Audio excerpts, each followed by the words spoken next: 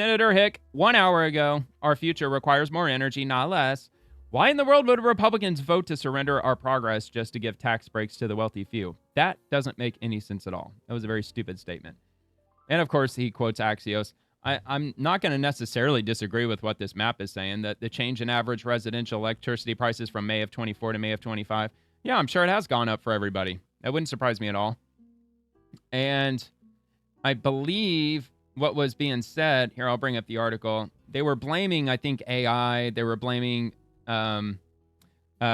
those data centers coming online, which they claimed to be a large... Oh, they fucking paywalled me, didn't they? Fucking Axios, man. It's so annoying. So annoying when you get paywalled. I'm not giving them money. Are you fucking crazy? Here, let me try this. Now, this has worked before. I don't know if it's going to work this time, but I'm going to try an incognito tab and see if maybe it'll let me in. Probably not. Uh-oh. Oh, damn it. No. Look, I know I could subscribe for free. I know, but I'm not going to do that.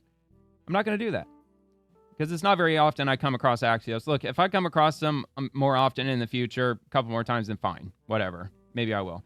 But here in Florida, it's gone up 10%. That's my state. California, 1.9%. Hey, at least it didn't move much in California. Dude, look at Maine. 6%. That's how much electricity's gone up.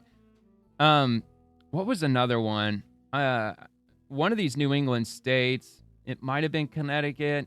I was listening to somebody somewhere, I think on a podcast, they were talking about one of these New England states, like their electricity went up like 30%, and they lived in a somewhat rural area, and their policy in their state, they have to pay like it's essentially like a communism fee. It's a percentage fee that everybody in the state has to pay, and the money that they collect from that percentage goes to low-income people who can't afford electricity. So essentially, like, everybody else has to chip in to pay for people who they claim that they don't have enough money to pay for electricity. I want to say it was either... It might have been Vermont.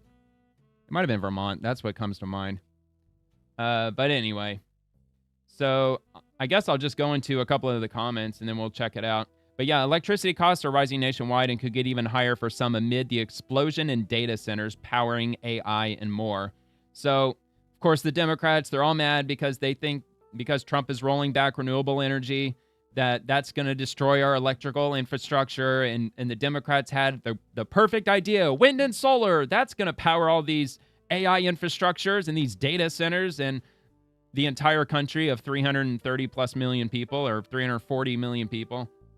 Yeah, wind and solar and the coal power plant. Oh, yeah, that's right. They were trying to shut all those down. Well, even the nuclear. Oh, yeah, that's right. They're trying to shut them down, too.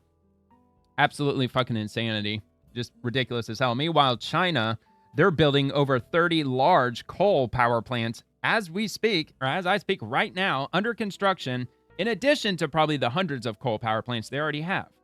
So they know what they're doing. And look, this AI race that we're engaged with against China, it's not just a race for AI. It's a race for more electricity. That's what we're really in a race for, because if you don't have the electricity to power the AI infrastructure, you don't have an AI infrastructure. And Democrats want us to get into the whole electric vehicle thing. They want us all to be driving EVs. And if every American had an electric vehicle on the road, all 280 million vehicles that are on the road today, if you overnight made them all into EVs, we would need the equivalent of 1,200 nuclear power plants across the country to pay or to charge all of those electric vehicles, in addition to our energy needs currently. It's not possible. Do you know how many nuclear power plants we have across the country right now in operation? Only 54. That's it. Just 54. So it's not feasible. So electric vehicles, the AI infrastructure. We've got Apple investing $600 billion into our company, and they want to build all of these AI centers, chip manufacturing. Essentially, they want to build stuff that's going to be extremely heavily reliant on energy, electricity. So fortunately, the Trump administration, they lifted a lot of red tape when it comes to nuclear production or nuclear power. And the only unfortunate thing is that nuclear takes a few years to bring it online. You can't build one of them overnight, but they are opening up a lot of coal mines and they're ramping up the production. So we'll see if we can keep up with it. But if we can't, then your electricity costs are about to go way up. So that's why I thought there was a little bit of validity to this map. And I think they're right. I think once these data centers keep coming online, unfortunately, I think our electricity may go up. And it's not because we're putting a stop to wind and solar. If anything, the wind and solar that's already in place is probably just going to continue to be in place. Why would the Trump administration tear them all down if they're already functioning? They're already in place. They're installed. They're collecting electricity. Why would they do that? They're not doing that. They're just not going to build additional ones because it's extremely expensive. You're getting almost no return on investment because the federal government overpays like crazy for everything. So, and plus wind has it's almost a complete pointless return on investment across the board. Now, solar's got a good ROI, but it's a short-term good ROI.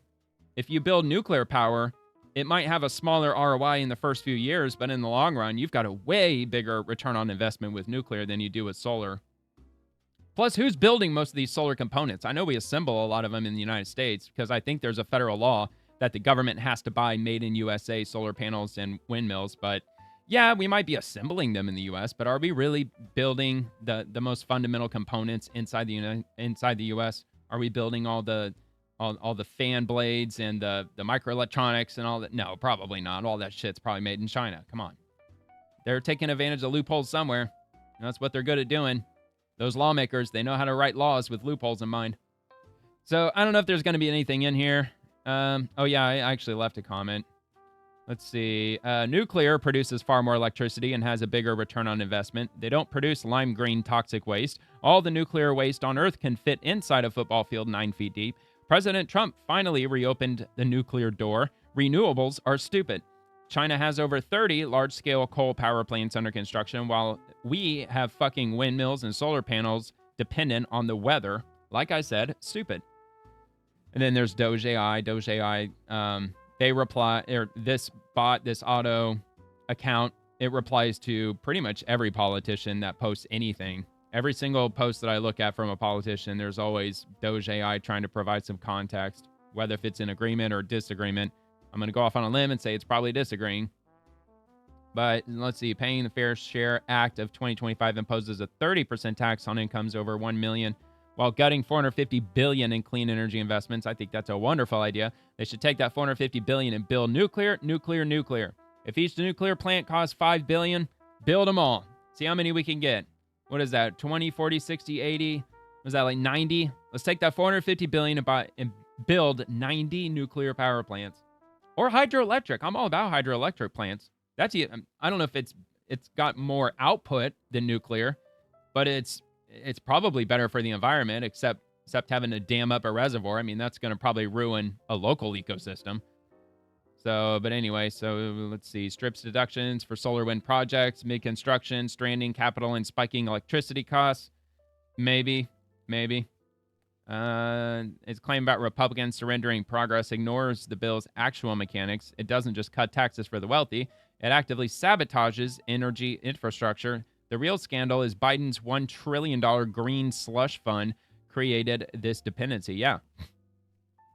And again, you don't want to build an entire electrical infrastructure that's 100% dependent on the weather. If the wind isn't moving, you're not getting electricity. If the sun's not shining, you're not getting electricity. And I don't want to hear the whole like, well, it's usually doing one or the other. Yeah, well, there's plenty of days where the wind's not moving and it ain't sunny either. And half the time, the sun's not even in the fucking sky. So that's even more retarded. I mean, hell, at least sometimes the wind blows at night. I don't think the sun can shine at night, but, that's just me. Anyway, so all for saving the whales from windmills. Got him. Clean energy, total BS. Verify with anyone with 5 minutes to spare. Absolutely. I mean, I think I did a fairly decent job.